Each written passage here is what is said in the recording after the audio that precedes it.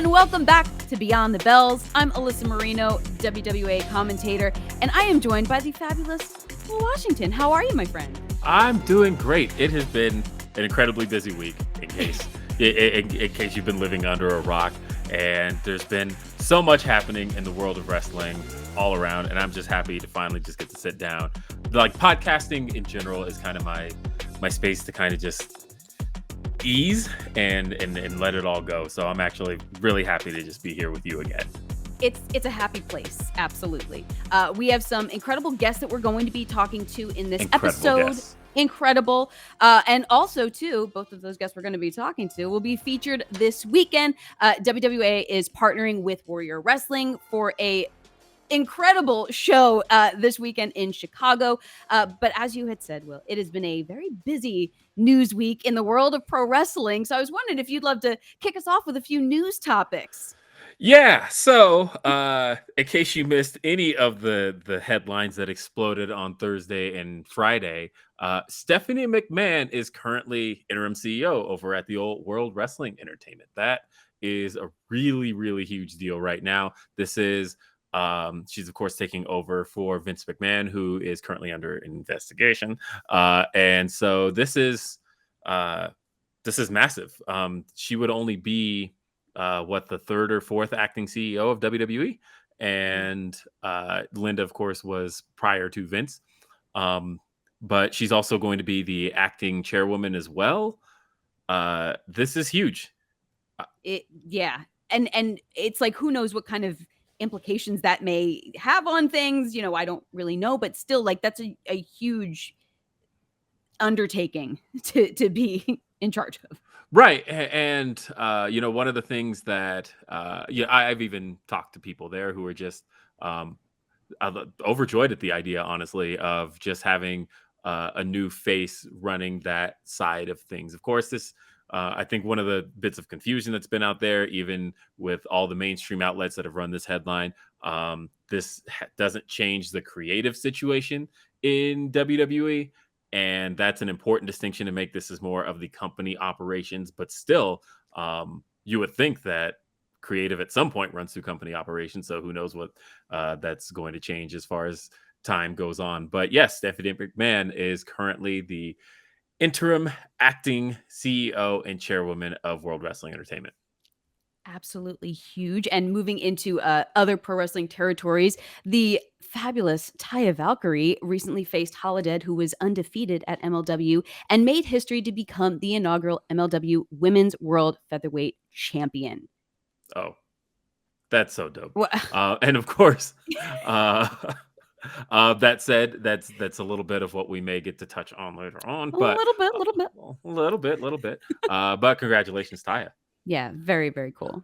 Slammiversary also took place this past weekend. It was the 20th anniversary of Impact Wrestling, and it was a massive celebration of all things that have taken place over Impact, TNA, whatever you want to call it, over the last 20 years.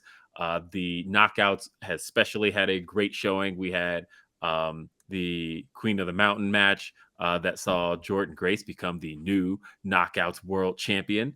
We saw an incredible table spot there that I was praying for everybody involved in said spot. But again, congratulations, Jordynne Grace, the new Impact Knockout Women's Champion. And honestly, what an incredible, another history-making moment as the first Queen of the Mountain, I believe, correct? Yes. Wow. And that's a match we've seen a lot over the last 20 years in Impact. But to see it here, to see it happen on this stage at the 20th anniversary of Impact, and to see Jordynne Grace get to be the one, I personally wanted to see her achieve this again, because the last time we got to see it wasn't under the greatest of circumstances. And now we're here in a new era, and she's got the gold. So excited. And honestly, just an absolute beast in every amazing sense of the word. Incredible. So much deserved. Now, I don't know how much you're maybe able to share, because another, some of the rumblings that are going on is updates on the status regarding Sasha Banks and Naomi. Okay.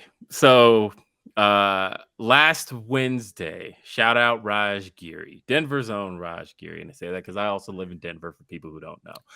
But Raj Giri broke the story that as far as he's heard, Sasha Banks has been officially granted her release from WWE.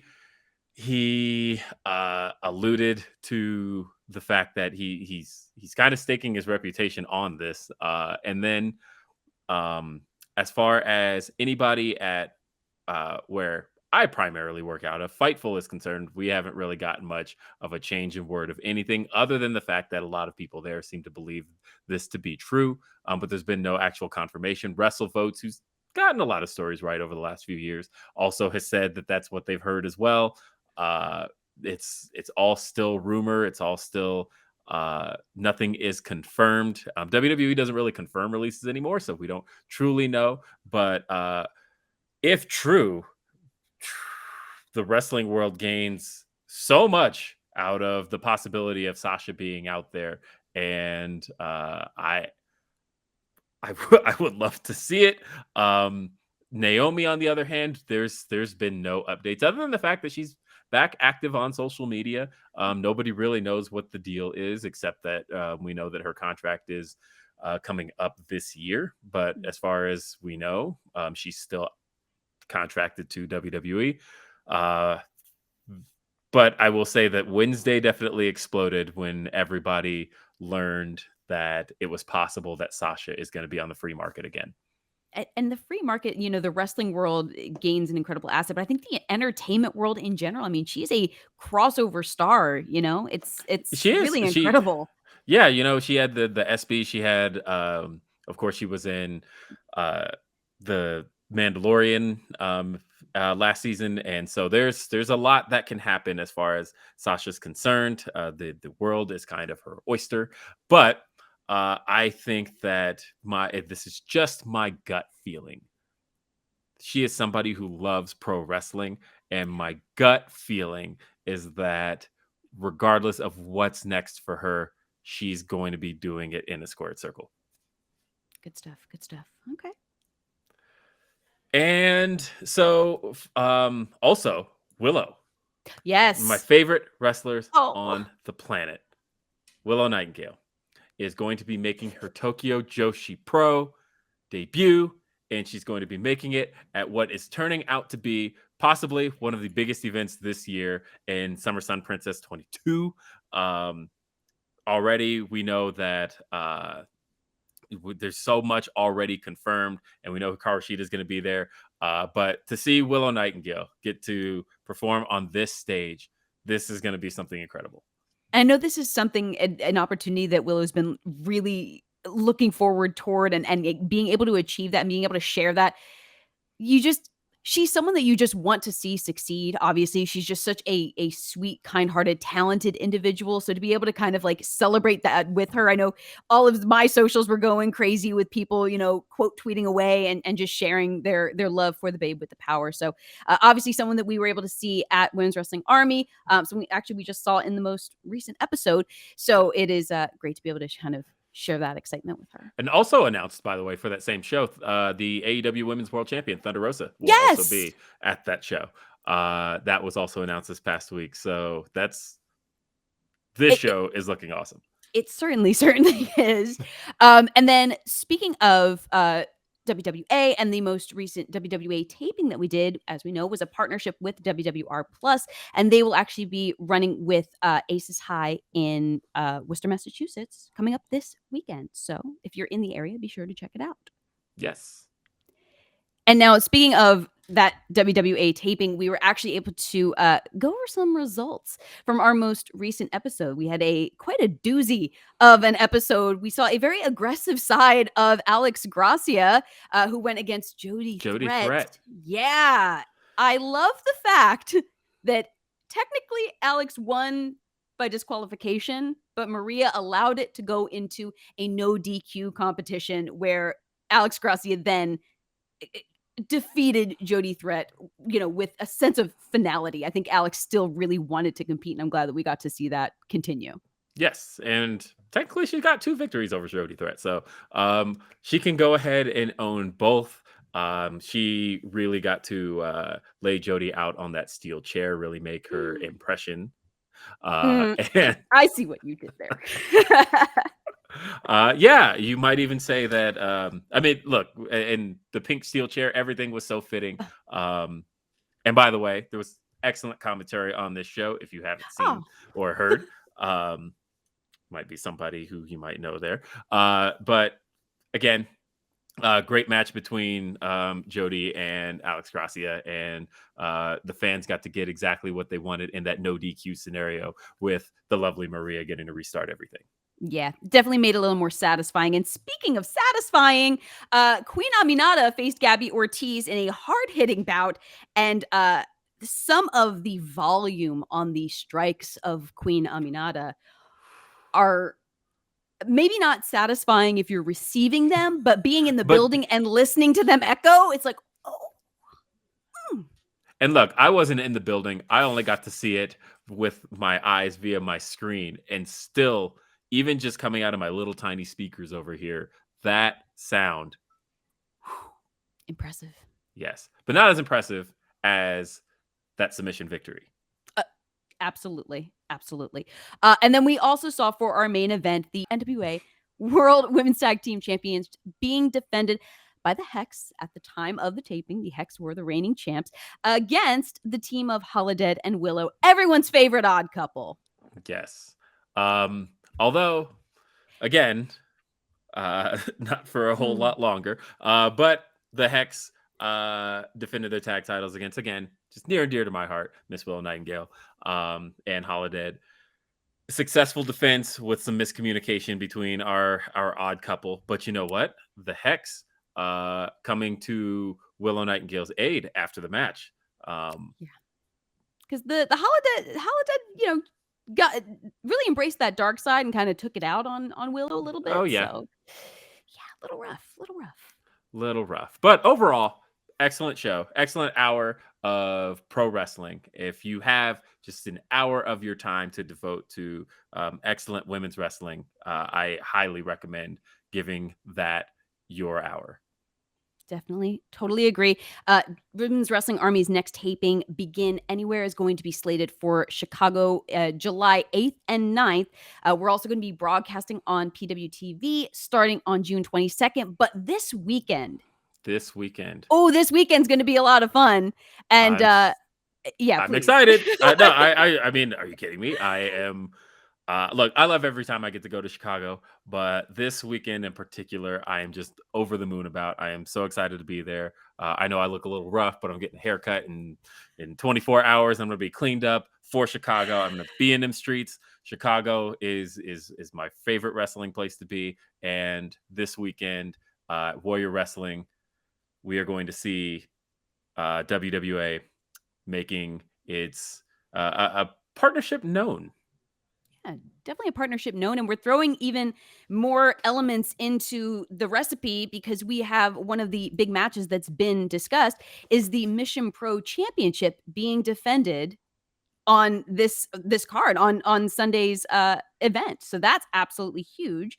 And I love this sense of kind of partnership and just the ability to kind of all work together. We're all working toward the same purpose of getting great women's wrestling out there, getting great content out there, having amazing matches.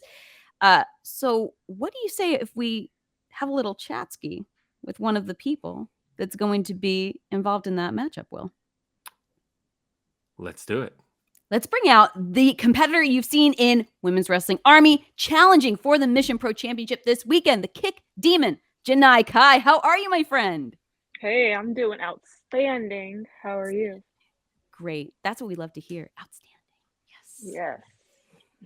So now, Janai, The Journey Begins was the name of the first WWA event. So if you can kind of tell us, where did the pro wrestling journey begin for you? Okay, so the pro wrestling journey, it began a few years ago because I've only been wrestling for about 5 years now. And I was wrestling over in Florida to start. I started training over there for about a year. It was just in-ring training nonstop. And then after that year, I had my first ever match. So it's been a hell of a ride, let me tell you. It's been too crazy. A lot of ups, a lot of downs already, a lot of things I didn't expect, but I'm very thankful to be here. That's all I have to say. What would you say was the best advice you've received in your career so far, and where did it come from? The best advice. I've had many people tell me many different things that made so much sense, and I'm still figuring things out and seeing what they were actually talking about. But one thing that really pops up in my head, especially now, is just that birds of a feather flock together. So basically, whoever you surround yourself with, you're basically going to mirror that. So I've been very, very much paying attention to who I've been talking to, who I've been surrounding myself with, who I've been training with, asking advice to. I've really been paying attention to that because it's just very important to make sure that you are just aligned to what you want to achieve. And the people that are around you are going to help you with that. Well, and speaking of kind of important people in your life, who would you say were some of the biggest influences, maybe on your style or on even your intention and your decision to pursue pro wrestling? Wow. So growing up, I was a very big fan of like Rob Van Dam to Jerry, like watching them on TV because they did have that little martial arts style. So as I was doing martial arts growing up, I loved watching them and kind of relating to them in ring style. So those are the top two I always even revert back to when I want to do some tape study. I watch some of their matches. It's definitely important, I think, too, like just being able to have people that you can look to that you know without a doubt, I know I'm going to take something away from this match. I know I'm going to learn something new or cement my skills for sure. Mm-hmm. And recently on social media, WWA shared an interview clip where you spoke about an injury that you suffered a few years back. A couple years ago, I had a very, very bad injury. I broke my neck, and I haven't really spoke to anybody about it except for maybe like my opponents and stuff. All in all, I wasn't even supposed to be alive. Like I shouldn't even be in this room right now. And that's what kind of like shocked me. I'm not even supposed to be able to walk. That's what the doctor told me. What was the recovery process like for you? The recovery process was pretty crazy in my eyes. I thought I was going to be out way longer than what the surgeon actually told me. I was in a brace for about a month. And then after that, it took some time. But overall, it seemed like it was 3 solid months where I was just not doing anything. And then after those 3 solid months, that's when I started getting a little more active again. And also the crazy thing is that the surgeon told me I can't ever wrestle ever again. After the first follow-up appointment, he told me, you know what? You wrestle if you want to. It's your choice. Just be very, very careful with how you go about certain moves and all of that. So right off the bat, I was like, all I heard was you can wrestle if you want to.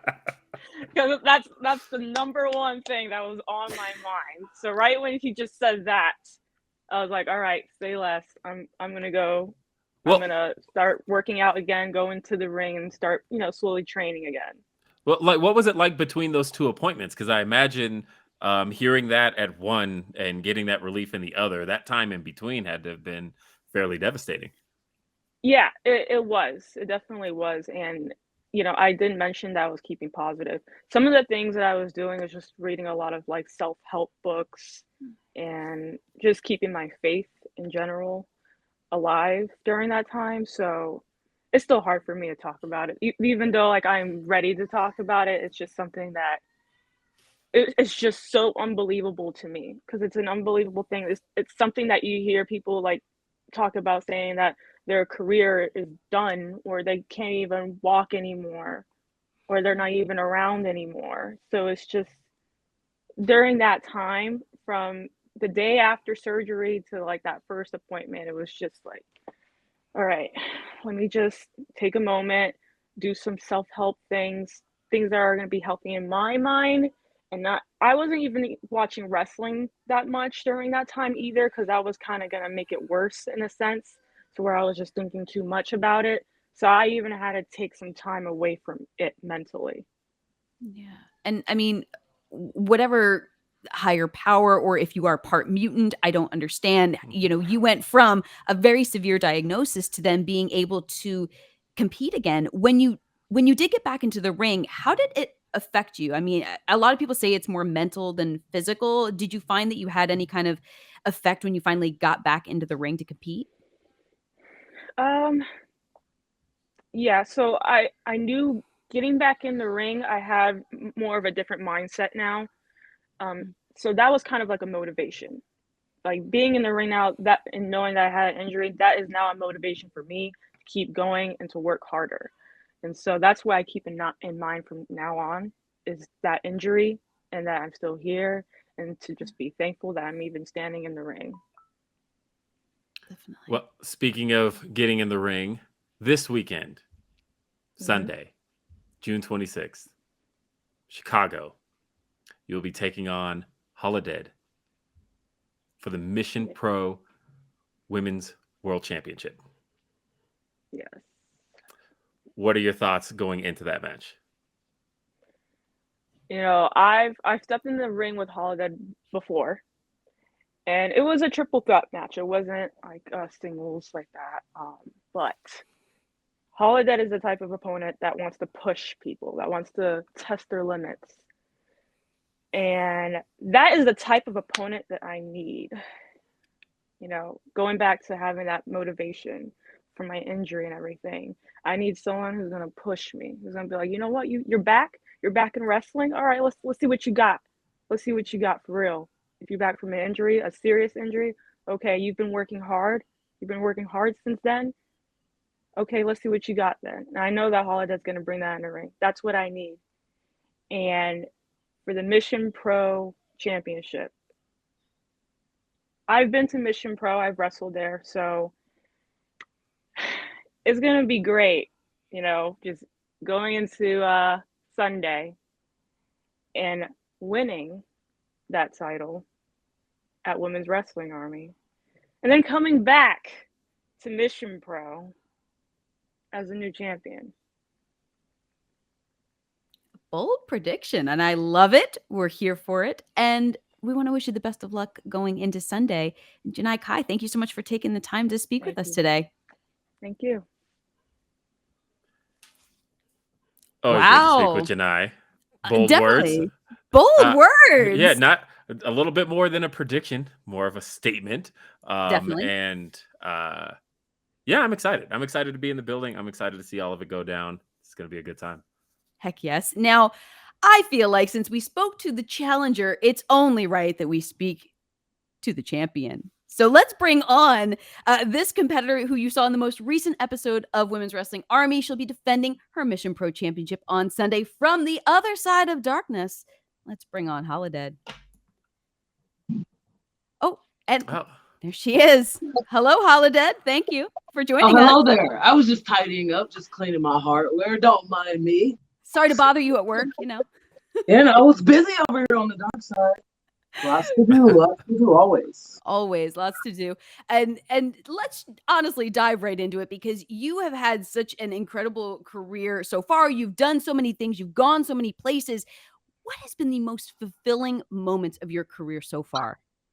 That is like a hard question. I was like, do I not get these beforehand? Just gonna... What's the question again? What is the what? Most fulfilling moments. One of them could have just been over your shoulder just now. I don't know. I don't know. It's funny you say that. I feel like in-ring accomplishments, they are cool. But for me, the dark side, I don't know. Like, what stands out is like when I go back to the back of the locker room and my peers, and they're like, you tore that shit up. That's how a fucking worker does it. Am I allowed to cuss shit? So like, You did. So for me, You it's did. like, it's more of the reaction. Like when I get that like kudos from my peers, they're like, yeah, and even the fans when they come up to me, the merch table is like, you know, I've been watching your career. You're the reason I come here. Like, or you had the best match. Like, I don't know, accomplishments are cool. Going to Europe is cool. Going to Japan is cool. Going to other countries, going somewhere every weekend, collecting hardware, that's cool. But like knowing that I could leave my mark on this business and people from the fans and even the workers themselves, they're like Holidead, she's a solid worker. Like we know every time she's in the ring, it's gonna be a banger. It's gonna be a top-notch match. The dark side is coming to handle this business. So I think I answered the question. I don't know. Maybe not. 1,000%. Well, you talked about going back into the locker room. What's the vibe like at WWA, and how do you keep the locker room healthy, a healthy space as a veteran? Well, I feel like as you guys know, Maria and Bobby, they were key parts of Ring of Honor's women's division when it came back. Now it's a new management, so it's a whole nother story. But they were very much about that from the beginning. It's like everyone we have in this locker room, we don't want no BS because there's a lot of that goes on in the business. Anybody that's here, we want you here to work with a good attitude. I don't care if you got beef with nobody, like handle that shit somewhere else. Like in the ring, we're just coming in here to like put our stamp on women's wrestling. And I think that's where WWA is going with the same thing. As far as like, you know, women's wrestling is like we've made a lot of strides, but we still have a long ways to go. And WWA is one of those companies like, hey, we're here to do it right. We're going to do it the right way. And I feel like Maria and Bobby, you know, I think I'm meticulous in the ring, but they're very meticulous as far as the people that they pick because they already know, like, it's no BS coming in here. And a veteran, like, that's still weird to me that people tell me I'm a veteran. I'm like, oh, am I? Okay, I guess I can wear that on my shoulder. It's just more become natural. Just people I've come up in the business with. We've seen so much, and you see a lot of BS, and you're told just be quiet, hush up about it. And like we've been around long enough, so it's like, no, I'm not going to be quiet about it. I'm going to step up if something's wrong. I'm going to say something about it, because just because someone didn't do that for you, we still have the business going to continue on after us. So we have to make sure it's not all fucked up. Yeah. I mean, it's the idea. It's leaving it a better place than you found it, and I think that you do that in your role for sure. That's what I was trying to say. I got you. We're here. You know, we're here. Now, you talked about how women's wrestling, you know, we still have a ways to go. How do you feel like women's wrestling as a whole has improved over time, and what do you feel like are the places where we still need to fix it? The first thing that came to mind is not the greatest comparison, but it's what I thought of. I thought about like the civil rights. It's like just different minorities in this country. Like we've come a long ways, but there's still so much more we got to go. Like there's laws that we've changed and stuff. And just like that was with women's wrestling, like the top companies are making sure there's a women's match on TV, even though it's like you get one segment.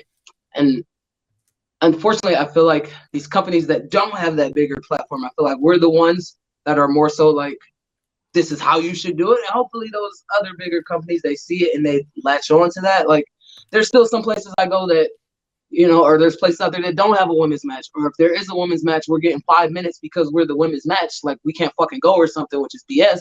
So it's still little things like that. Like why is there one women's match on the card?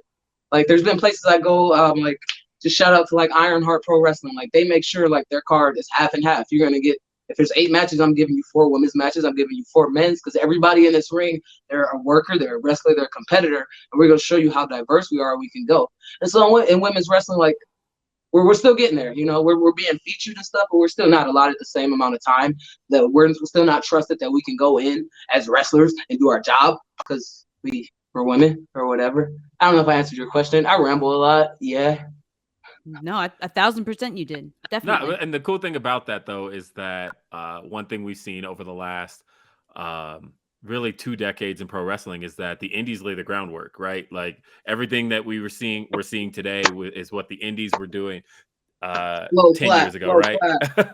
And so the great thing now is that seeing how much exposure women's wrestling is getting on the indie scene, and knowing that you guys are laying the groundwork for what the top companies are going to be doing here in the next 10 years, or even hopefully shorter. And so I think that's a really great thing. I think overall, you are laying that groundwork. And so at some point, I do think we are going to start to see that half and half come about, where we do start to see that same amount of trust as a lot of those names start to work their way up. But I do also shout out to Impact Wrestling, formerly TNA or whatever. Like they're one of the ones that definitely do it right. I think they have one of the best women's division, bar none. They let their ladies go out there and go, and they don't skip one match. Like another shout out. Definitely. Now let's take it into a little deeper dive for Holidead. You and I had talked in the past, and you had referred to your face paint as almost a mood ring. What would you say are the top 3 most repeated emotions that you are conveying with this form of self-expression? Anger. Like always there. Like, Got it. Anger and violence, is that another emotion? That could be another. My anger, I like to get violent with it. That's the ring. Fair. Yeah. You said emotion, huh? Okay, got anger, violence. And I need a synonym for like relax. Not relax, but like I'm home. Like whatever that means. Like I'm home, I'm set, I'm in my zone, like I'm my true self now. Whatever that emotion is, that one. Almost like a comfort, almost, maybe? No, not a comfort. No. We'll workshop it. We'll workshop that. I like your words. Word. Well, let's talk about the vibe a little bit, because recently, of course, you've tagged with, as I've mentioned, favorite of mine, Willow Nightingale. And talking about the emotion and Willow's energy, which, as we've known, hasn't quite complemented yours so well. And of course, recently, in the most recent match you guys had for the NWA tag titles, you crossed her. And did you watch? Did you see? Did you see what happened? No. Okay. But you know what? Tag partners lose all the time, and they recover. We're and they not move partners. On. That's the thing. Go ahead, finish your question. Go. Okay, but talking about the energy in itself, how do you feel like Willow's energy has messed with your vibe? It doesn't. You said mess? I thought you said mesh. I'm saying it does not mesh. No, messed. Yin and yang don't always work together. Like Willow, I'm gonna give it to her. She's a bad A competitor. She is definitely the babe with power. But her thing needs to stay over there. My thing stays over here. Like I'm not with all the dancing. Like I dance with my fists and my forearms and my boots to the face. She likes to. I don't know what this is. Like it's not my vibe. Like we don't. She was giving thumbs up. After you win or something, we could have NWA tag gold. Give me a thumbs up then. I might shimmy or something afterwards, but we come to handle business. You're dancing, trying to make friends. I blame her for the loss. It's kind of a gift and a curse. I don't have to deal with all that dancing and crazy hair. Not that I discriminate against looks, Just saying. It's all I think she was holding me back. And if any double crossing happens, she probably brought it on herself. I don't know. You can rewatch the tape yourself if you don't believe me. I know you're such a fan favorite. Beat up your Willow. Cry me a river. Well, did I answer your question? Yes, you've answered my question. And don't be deterred to ask more. I'm just gonna give you honest answers. That's what I do. Well, going from tag team competition, granted it wasn't someone that you are usually a tag team partner of, you will be in singles competition this Sunday defending your Mission Pro championship. It is on the line during the Warrior Wrestling Fan Fest in Chicago. This is a first-time singles matchup between you and Janai Kai. Do you have any thoughts or observations about this upcoming opponent? So I'm gonna rewind. I know Janai doesn't remember this. We actually had a singles. But I'm not even going to say where or when, because it was another promotion that was like, all right, you guys got 4 minutes. So it was like, I don't know what you do with that. Nobody can fully display their full talent and full potential. So we're going to scrap it out the books. It's out the memory. That's fine. So first time ever. We don't go with that. And the Mission Pro title is on the line.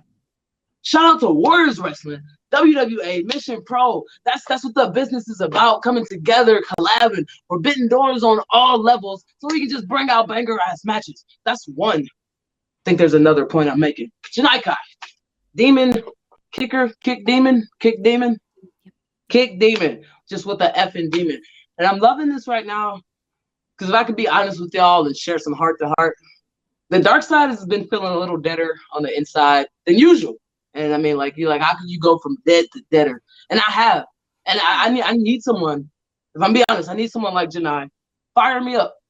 Like, make me passionate about this. You know, I want the kick demon to kick some life into Holidead so I can proceed to kill her for the Mission Pro title. It's poetic. It's poetry in motion. It's poetic justice. It was meant to be. We were meant to be here. Janai, make me feel alive, girl, so I can kill you. That's all. That is chilling. Oh, okay. That's Definitely. just in the dark, deep depths of my mind. I thought this is an open, honest platform. If it's not, let me know. I'll regurgitate it back and we'll do this over. Oh no, it's poetry. We can't mess with art. Don't cut this out. Don't cut it out. Absolutely not. And honestly, too, I think that the sentiment is that you and Janai are going to be very, very good for one another, very bad for one. I don't know, but either way, I feel like the two of you are going to have an incredible chemistry, and the Mission Pro Championship is on the line, which just ups the stakes even more. So yes, very much looking forward to this Sunday. So to our friends at home, we actually have more that we are going to be discussing with the fabulous Holidead that is going to be exclusive to Brand Army. So be sure to log in to your Brand Army account. This is going to be subscriber only exclusive with Holidead. Wow. Holidead is the best.